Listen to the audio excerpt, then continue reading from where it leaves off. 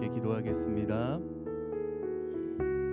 하나님 감사합니다. 오늘도 우리의 생명과 우리의 호흡을 연장해 주신 하나님 감사드립니다. 오늘도 우리의 삶의 자리에서 주님을 찬양합니다. 주님을 예배합니다. 성령님 우리와 함께하여 주시고 기름 부어 주옵소서. 사랑과 은혜가 풍성하신 예수님의 이름으로 감사하며 기도드렸습니다. 아멘. 이 세상을 살아가는 동안에 이 세상을 살아가는 동안에 나의 힘을 의지할 수 없으니 도하고 낙심하지 말 것을 주께서 참 소망이 되심이라. 주의 길을 걸어가는 동안에 세상의 것 의지할 수 없으니 감사하고 낙심하지 말 것을 주께서 참 기쁨이 되심이라. 하나님의 꿈이 나의 비전이 되고 예수님의 성품이 나의 인격이 되고 성령님의 권능이 나의 능력이 되길 원하고 바라고 기도합니다. 이 세상을 살아가는 동안에 나의 힘을 의지할 수 없으니 기도하고 낙심하지 말 것을 주께서 참 소망이 되심이라. 주의 길을 걸어가는 동안에 세상의 것 의지할 수 없으니 감사하고 낙심하지 말 것을 주께서 참 기쁨이 되심이라. 하나님의 꿈이 나의 비전이 되고 예수님의 성품이 나의 인격이 되고 성령님의 권능이 나의 능력이 되길 원하고 바라고 기도합니다. 하나님의 꿈이 나의 비전이 되고 예수님의 성품이 나의 인격이 되고 성령님의 권능이 나의 능력이 되길 원하고 바라고 기도합니다. 하나님 감사합니다. 오늘도 우리가 이 땅을 살아가는 동안, 오늘도 주님의 그 길을 걸어가는 동안 하나님 오늘도 우리와 함께하여 주시고 하나님의 꿈을 가지고 하나님의 비전을 가지고 이 땅을 넉넉하게 믿음으로 승리하게 하여 주시니 감사합니다. 오늘도 우리의 수많은 문제들, 말할 수 없는 모든 수만 가지의 기도의 제목들 하나님 이 시간에 다 주님께 내려놓습니다. 하나님 우리와 함께하여 주시고 오늘 예배 가운데에 하나님 만나고 경험하고 체험하는 이 자리 되게 하여 주셔서 우리의 문제보다 더 크신 하나님을 더 발견해가면서 오늘도 주님을 더 고백하고 주님을 사랑합니다, 오늘도 내가 주님을 믿습니다 고백할 수 있는 우리의 삶의 자리를 하나님 축복하여 주옵소서. 오늘도 예배가 마치는 시간까지 하나님 한 사람 한 사람 붙들어 주시고 기름 부어 주시며 사랑과 은혜가 풍성하신 예수님의 이름으로 기도드렸습니다. 아멘. 할렐루야. 오늘 우리에게 주신 하나님의 말씀 사무엘상 10장 6절로 8절 말씀입니다. 사무엘상 6절로 8절, 사무엘상 10장 6절로 8절 말씀. 자, 한 목소리로 함께 봉독하도록 하겠습니다. 시작. 내게는 여호와의 영이 크게 임하리니 너도 그들과 함께 예언을 하고 변하여 새 사람이 되리라. 이 징조가 내게 임하거든 너는 기회를 따라 행하라. 하나님이 너와 함께 하시느니라. 너는 나보다 앞서 길갈로 내려가라. 내가 내게로 내려가서 번제와 화목제를 드리리니 내가 내게 가서 내가 행할 것을 가르칠 때까지 7일 동안 기다리라. 아멘. 오늘 말씀 제목입니다. 함께 따라하겠습니다. 7일 동안 기다리라. 7일 동안 기다리라.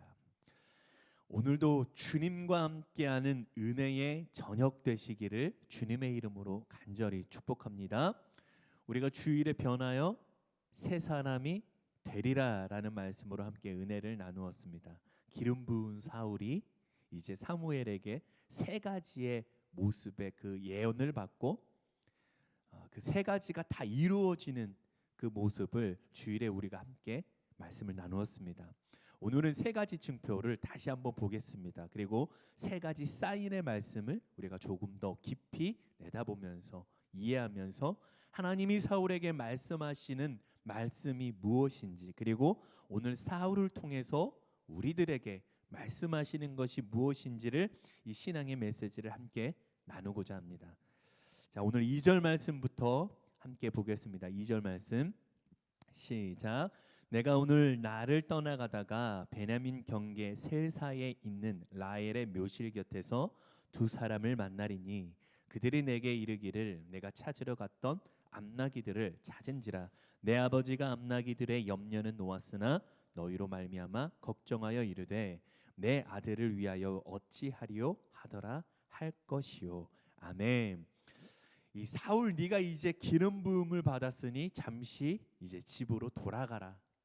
그리고 돌아가 있거라. 그런데 사울, 네가 나를 떠나 집으로 돌아갈 때 오늘 말씀에 셀사라는 곳에 이르게 되면 거기는 라헬의 묘실이 있는 곳이다.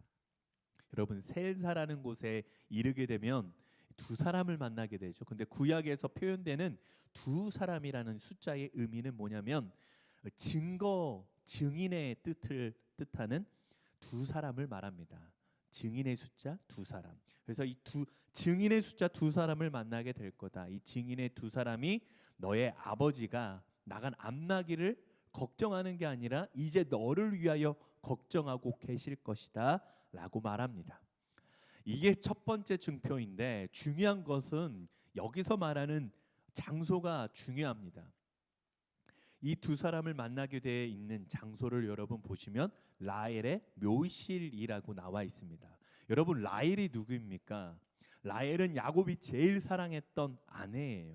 그래서 이 여자를 아내로 마음에 품고 아내로 맡기 위하여 외삼촌 라반의 그 밑에서 고생스러운 세월을 다 지내게 됩니다. 7년이라는 시간 동안 보내죠. 그리고 드디어 외삼촌 라반의 약속대로 첫날 밤을 보내게 됐습니다. 첫날 밤을 잘 치렀어요. 그런데 아침에 눈을 떠보니 라헬이 아니라 다른 여자가 들어와 있는 거예요. 보니까 언니 레아예요. 기가 막히죠. 어이가 없고 당황스러웠어요. 레아는요, 시력도 별로 안 좋고 얼굴도 그렇게 이쁘진 않았지만 참 자유롭게 생긴 레아예요. 이 첫째 레아와 둘째 라헬을 이 라반은 바꿔치기 한 거예요. 이것을 라반의 계략에 야곱이 속아 넘어간 것입니다. 근데 이제 어떻게 합니까? 혼례를 이미 다 치러버렸는데 이렇게 물을 수도 없잖아요. 언니 레아는 시집을 보내기에 좀 여간 신경이 많이 쓰일 것 같아요. 그런지 이참에 먼저 야곱에게 먼저 들여보냈던 것 같습니다. 또 7년을 라헬을 얻기 위해 야곱은 힘겨운 세월을 다시 보냅니다. 그렇게 해서 얻어진 아내가 바로 라헬입니다. 굉장히 야곱이 사랑했던 여인이죠. 그리고 라헬이 낳은 자식 중에 가장 유명한 자식이 바로 오늘 말씀의 베냐민입니다. 창세기 35장 16절로 20절 말씀을 제가 봉독해 드리겠습니다. 그들이 베델에서 길을 떠나 에브라스에 이르기까지 얼마간 거리를 둔 곳에서 라헬이 해산하게 되어 심히 고생하여 그가 난산할 즈음에 산파가 그에게 이르되 두려워하지 말라 지금 내가 또 등남하느니라 하매 그가 죽게 되어 그의 혼이 떠나려 할 때에 아들의 이름을 베노니라 불렀으나 그의 아버지는 그를 베냐민이라 불렀더라. 라헬이 죽음에 에브랏 곧 베들레헴 길에 장사되었고 야곱이 라헬의 묘에 비를 세웠더니 지금까지 라헬의 묘비라 일컫더라. 아멘. 베노니라는 이름의 뜻은 뭐냐면 나의 슬픔의 자식이라고 이렇게 지었습니다. 라헬이 죽음을 맞이하게 될 때 야곱은 이 아들을 보고 이름을 달리 불렀습니다. 베냐민. 그 뜻은 뭐냐면 오른손의 아들이라고 고쳐 불렀습니다. 그래서 베냐민이라는 이름은 슬픔 가운데 얻은 자식이지만 하나님의 도우심과 능력으로 살아가기를 바라는 아버지 야곱의 애틋한 마음에서 지어진 이름이라는 거예요. 사울이 어느 지파에서 나오냐면 바로 이 베냐민 지파에서 나옵니다. 당시 라헬이 베냐민을 낳을 때 참 가슴 아픈 사건이 하나 있었습니다. 바로 베들레헴 길, 오늘 사울이 가다가 두 사람을 만나는 장소예요. 지금 라헬이 여기서 죽었습니다. 그리고 거기에 묘실을 만들었어요. 라헬의 죽음은 여러분 참 안타까운 그런 사건입니다.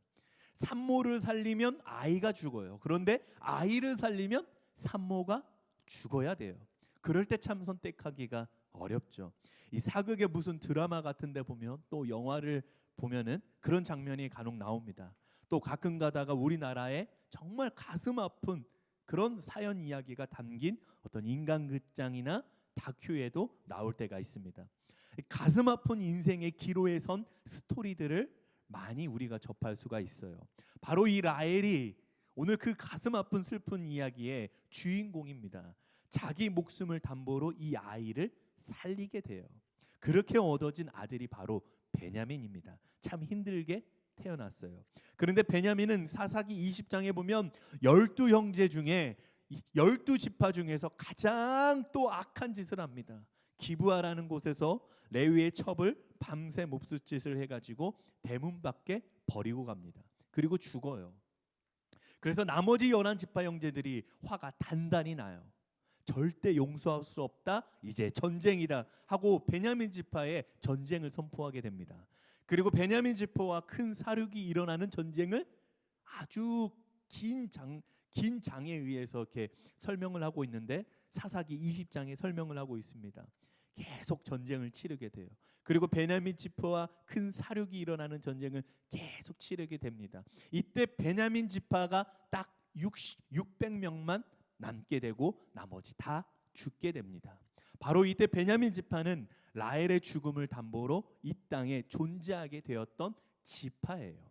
사사기 20장 47절 말씀 제가 봉독해 드립니다. 베냐민 사람 600명이 돌이켜 광야로 도망하여 림몬 바위에 이르러 거기에서 넉 달 동안을 지냈더라. 아멘. 그래서 이 베냐민 지파는 얼마나 기적이요 은총을 입은 지파입니까? 베냐민 지파는 평생 이 은혜를 사실 갚으면서 살아도 시원찮을 그런 지파예요. 이 베냐민 지파가 걸어왔던 경험과 발자취, 그들의 역사 속에서 우리가 무엇을 보냐면 인간의 얼굴을 봅니다. 우리들의 죄를 봐요. 지독한 인간의 무너지는 장면을 이 베냐민 지파 속에서 우리는 발견하게 됩니다.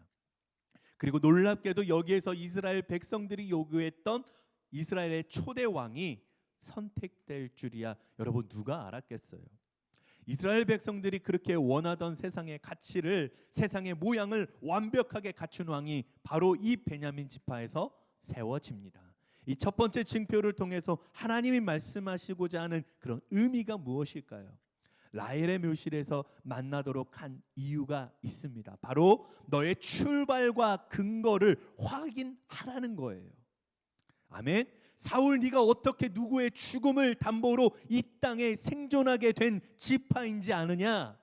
너의 삶의 존재 이유에 대해서 기억하라는 거예요. 그럼에도 불구하고 사울은 어떻게 합니까? 실패하죠. 그런데 더 중요한 것은 사울의 실패가 중요한 것이 아니라 그 사울의 실패를 통해서, 불순종의 역사를 통해서 하나님이 뚫어내면서 그 두 번째 이스라엘의 왕 다윗을 통해서 결국은 참된 메시아가 오도록 하십니다. 이게 하나님의 궁극적인 목적이에요. 정말 어마어마한 하나님의 목적과 계획이 담긴 큰 그림입니다.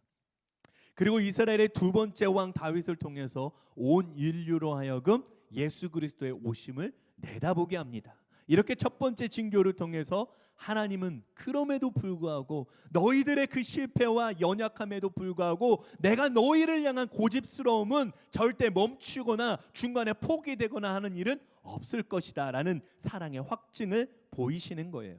여러분, 오늘 말씀 또 두 번째 징표를 보겠습니다. 3절 말씀, 내가 거기서 또 더 나아가서 다볼 상수리 나무에 이르면 거기서 하나님을 배우려고 베들로 올라가는 세 사람을 만나리니 한 사람은 염소 새끼 셋을 이끌었고 한 사람은 떡 세 덩이를 가졌고 한 사람은 포도주 한 가죽 부대를 가진 자라. 아멘. 베델은 야곱이 나그네 길을 시작할 때 최초로 하나님이 야곱의 인생 속에 개입하시고 나타나시고 공식적으로 공개적으로 찾아오신 현장입니다. 이름은 원래 루스였습니다. 그런데 야곱의 사건 이후에 이 지명이 바뀌게 됩니다. 바로 베델, 하나님의 집이라는 이름으로 바뀌게 돼요. 지금 베델로 올라가는 세 사람은 여러분 보세요. 가진 것을 보세요. 분명 예배자입니다. 염소와 떡, 포도주를 보면 이거는 희생 제물에 쓰였던 제물들이에요. 희생 예배를 드리러 올라가는 사람들을 말해주고 있습니다. 4절 말씀, 그들이 내게 문안하고 떡 두 덩이를 주겠고 너는 그의 손에서 받으리라. 그들이 뭘 주겠다고 합니까? 너한테 떡 두 덩이를 줄 것이다. 떡 두 덩이를 여러분 왜 줄까요? 떡 두 덩이에는 두 가지 의미가 있습니다. 하나는 제가 주일에 말씀드린 우리들의 먹을 양식으로 표현해서 말씀을 드렸고, 두 번째 또 그 의미는, 이 떡은 사람들이 베델로 올라가서 예배를 드리는 행위로 볼 때 그렇게 이해해 보면 가지고 있는 이 떡은 지금 진설병이라고 말합니다. 예배 때 하나님 앞에 드렸던 떡을 이야기합니다. 이 떡은 후에 누구만 먹도록 되어 있는가 하면 제사장들과 왕만 먹도록 되어 있어요. 앞으로 이스라엘의 왕이 되어 제사장들과 함께 먹게 되는 진설병입니다. 그 후에 다윗도 이 떡을 먹게 되죠. 그래서 사울이 왕이 된 후에 다윗이 이 떡을 먹는 그 이유만으로 사울이 굉장히 불쾌해합니다. 아니 네가 뭔데 그 떡을 먹냐? 그것은 누구만 먹을 수 있냐면 왕인 나와 제사장들만 먹을 수 있는 떡인데 네가 뭔데 그 떡을 먹냐 하면서 굉장히 불쾌하게 생각합니다. 그런데 이미 그 떡이 다윗의 손에 움켜질 때, 또 그 떡이 다윗의 손을 통해서 넣어질 때는 하나님께서 나라의 촛대를 다윗의 쪽으로 옮겼을 때입니다. 이 사건은 어쨌든 이 일이 하나님께로부터 시작이 되어서 하나님이 사울을 공식적으로 이스라엘의 초대 지도자로 인정하신다는 하나의 큰 그림입니다. 그래서 사울에게 떡을 줄 것이다. 이게 두 번째 사인이었어요. 마지막 세 번째 사인을 보겠습니다. 5절 말씀, 그 후에 내가 하나님의 산에 이르르니 그곳에는 블레셋 사람들의 영문이 있느니라. 내가 그리로 가서 그 성읍으로 들어갈 때에 선지자의 무리가 산당에서부터 비파와 소고와 저와 수금을 앞세우고 애원하며 내려오는 것을 만날 것이요. 아멘. 당시 선지자의 무리라고 하는 것은 사무엘이 당시 설립한 선지학교 생도들이었다는 거예요. 왜냐하면 이 시기에는 공식적인 선지자 활동이 뚜렷한 시기가 아니었습니다. 나라의 질서와 나라의 통치를 위해서 사무엘은 자기가 사는 그 근처에 선지동산, 선지학교를 만들었습니다. 그리고 거기에 하나님의 말씀을 배우고 시대의 이해를 배우고 인간의 이해를 배우는 소위 오늘날 신학교와 같은 그런 선지학교가 운영되었던 것 같아요. 그래서 선지자의 무리들은 바로 그 생도들을 지칭해서 말하게 됩니다. 6절 말씀 함께 봅니다.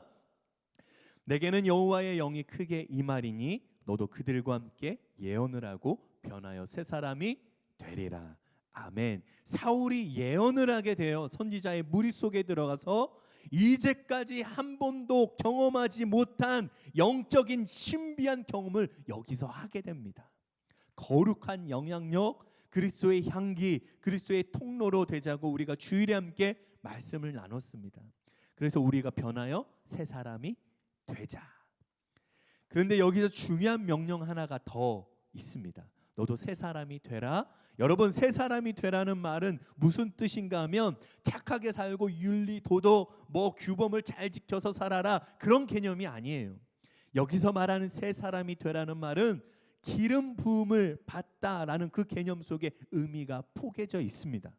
기름 부음을 받는다는 것은 세상의 안목으로 이 시대를 바라보는 그 삶을 다 끊어버리고 새로운 삶의 위치로 들어간다라는 것을 의미하고 있어요. 네가 가지고 있던 세상의 지식, 네가 가지고 있던 세상의 원리, 세상의 질서, 가치로 이 나라를 경영하는 것이 아니라 적어도 이 백성은 나의 언약 백성이고 언약의 공동체이기 때문에 너는 기름 받은 새 사람이 되어서 반드시 하나님의 원리와 질서와 하나님의 말씀의 기초 속에서 이 백성을 섬기고 통치해야 된다는 것을 이렇게 이야기해주고 있습니다. 마치 이스라엘 백성들이 홍해를 건너갈 때, 여러분 보세요, 물이 갈라지려고 물이 난리칠 때 이렇게 탁 들어갔습니까? 아니에요. 첫 번째는 미동도 하지 않을 때, 두 번째 주님 말씀을 의지해서, 세 번째 발을 내디뎠을 때, 네 번째 비로소 홍해가 쫙 갈라지고 그 길을 건너갈 수가 있었습니다. 무슨 말이냐면 질서와 원리가 있다는 거예요. 항상 하나님이 일하시는 일들과 다스리시고 통치하시는 그 역사를 통해서 우리에게 연단시키고 훈련시키고자 하는 가장 중요한 신앙의 영역은 바로 순종이라는 것입니다. 함께 따라하겠습니다. 오직 주만 바라보는 순종입니다. 오직 주만 바라보는 순종입니다. 사울에게도 제일 중요한 기준이 무엇이냐면 원리와 질서가 되시는 하나님께 순종하는 것입니다. 오늘 저와 여러분의 삶 가운데에 오직 주님만 바라보는 거룩한 순종으로 주님께 나아가기를 간절히 소망합니다. 원리와 질서가 되시는 하나님께 순종하는 주님의 기쁨이 되는 저와 여러분 모두가 되시기를 주님의 이름으로 간절히 축복합니다. 아멘. 자, 이렇게 우리가 주일에 나눈 세 가지 사인, 또 다시 한번 지금 말씀을 통해서 세 가지 사인, 증표를 우리가 함께 나눴습니다. 이렇게 세 가지 사인을 허락하세요. 이런 일들이 네가 돌아가는 길에 반드시 나타날 것이다. 그러면 이 일이 하나님께로부터 시작된 일인 줄을 알아라 하고 이 세 가지 사인을 예언하는 거예요. 그런데 마무리의 경우 오늘 말씀을 보면 한 가지 더, 이 세 가지 더 플러스 원 하셔 오늘 7절에서 8절 말씀 함께 다시 한번 봉독합니다. 이 징조가 내게 임하거든 너는 기회를 따라 행하라. 하나님이 너와 함께 하시느니라. 너는 나보다 앞서 길갈로 내려가라. 내가 내게로 내려가서 번제와 화목제를 드리리니 내가 내게 가서 내가 행할 것을 가르칠 때까지 7일 동안 기다리라. 아멘. 함께 따라하겠습니다. 7일 동안 기다리라. 7일 동안 기다리라. 이 세 가지 증표를 통해서 네가 하나님께 이 시대에 쓰임받는 이 시대의 초대 왕인 줄 알아라. 그래놓고 제일 먼저 사무엘이 사울에게 딱 부탁한 게 뭐예요? 기다려라. 며칠 동안요? 7일 동안 기다려라. 이 7일이라는 숫자는 뭐냐면 완전한 숫자예요. 즉 이 말은 하나님의 성숙한 시간, 완전한 시간, 하나님의 시간 속에 하나님의 완벽한 타이밍이 있을 때까지 그 자리에서 기다려라 라는 거예요. 제일 먼저 나라의 지도자로서 하나님 앞에 받는 명령이 뭐예요? 기다리라는 명령이었습니다. 인간의 뜻밖에 또 제일 안 되는 부분이 뭐냐면 기다리라 라는 말입니다. 기다리면 내가 내게 모든 하나님의 명령을 하나에서부터 10까지 차근차근 가르쳐 줄 것이다. 우리는 제일 두려운 게 뭐냐면 가만히 있는 것을 참 제일 두려워합니다. 그렇죠? 이러다가 내가 그냥 뒤처지는 거 아닐까? 이러다가 하나님의 계획이 망가지는 거 아닐까? 그런데 대표적인 인물이 누구냐면 아브라함입니다. 10년을 기다려도 자식을 주시지 않으니까 이러다 하나님이 큰일 나시지, 나라도 손을 써야겠다. 그래서 어떻게 합니까?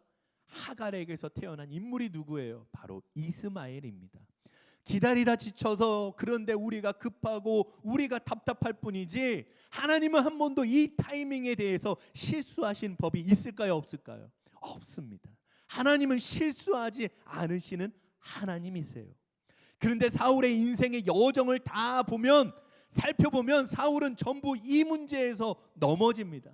제사장이 오기 전에 기다리다 못해서 자기가 제사를 드려버리게 되는 이런 실수를 저지르게 됩니다.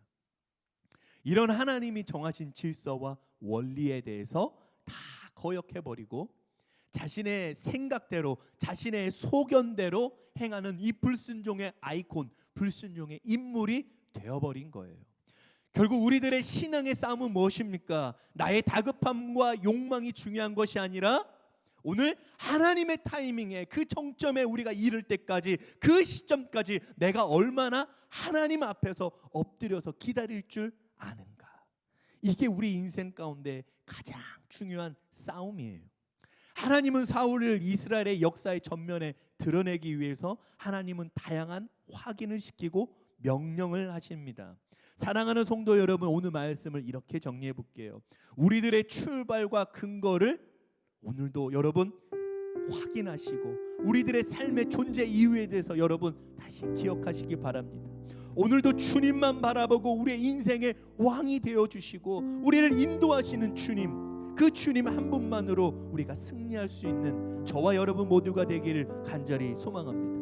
우리가 가지고 있는 세상의 지식이 아니라, 세상의 원리로 살아가는 것이 아니라 하나님의 방법으로, 하나님의 말씀이 내 삶 가운데의 기준이 되는 인생, 이 믿음의 인생으로 승리하게 되는 저와 여러분 모두가 되기를 간절히 축복합니다. 또 마지막으로 사울에게 7일 동안 기다리라 하나님이 말씀하신 것을 우리가 한번 다시 되짚어 봅니다. 하나님의 시간을 여러분 기다리는 거예요. 하나님의 완벽한 시간, 하나님이 우리를 아주 순종하게 순리대로 우리를 이끄시는 하나님의 인생의 정점까지 하나님의 그 시간을 믿고 우리가 바라보면서 믿음으로 기다리며 승리하게 되기를 바랍니다.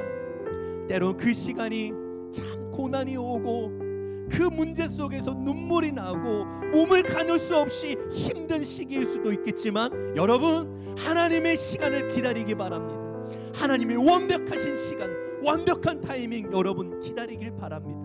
우리의 인생의 시간을 지나 하나님의 완벽하고 완전한 시간을 우리가 믿음으로 기다릴 때, 우리 앞에 시온의 영광이 임하는 하나님의 은혜가 오늘 저와 여러분 삶 가운데에 임하게 되는 오늘 저와 여러분 삶 모두가 되기를 주님의 이름으로 간절히 축원합니다. 우리 시간 함께 기도하겠습니다. 주님 감사합니다. 오늘도 우리들에게 하나님의 완전한 시간, 완벽한 시간, 완벽한 타이밍, 그 시간 가운데에 우리의 삶의 목적과 계획으로 우리를 인도해 주시니 감사합니다. 오늘도 세상의 방법이 아니라 하나님의 방법을 믿습니다. 우리들의 세상적인 최선으로 살아가는 것이 아니라 오늘도 하나님의 최고로 살아가는 주님의 능력으로 이끄는 우리의 인생 축복으로 살아가게 하여 주시니 감사합니다. 이제 남은 한 주 하나님의 시간을 사모하며 기다리며 마라나타 아멘 주 예수여 어서 오시옵소서 하는 이 고백이 우리 은혜교회 모든 성도들의 고백되게 하여 주옵소서. 지금은 우리를 사랑하시는 하나님의 사랑과 우리의 죄를 해결해 주신 예수님의 한량없는 은혜와 성령님의 도우심과 함께하심이 하나님의 완벽하고 완전한 시간을 믿음으로 결단하며 기다리는 당신의 사랑하는 모든 백성들 위해 지금부터 영원까지 함께하시기를 간절히 축원하옵나이다. 아멘.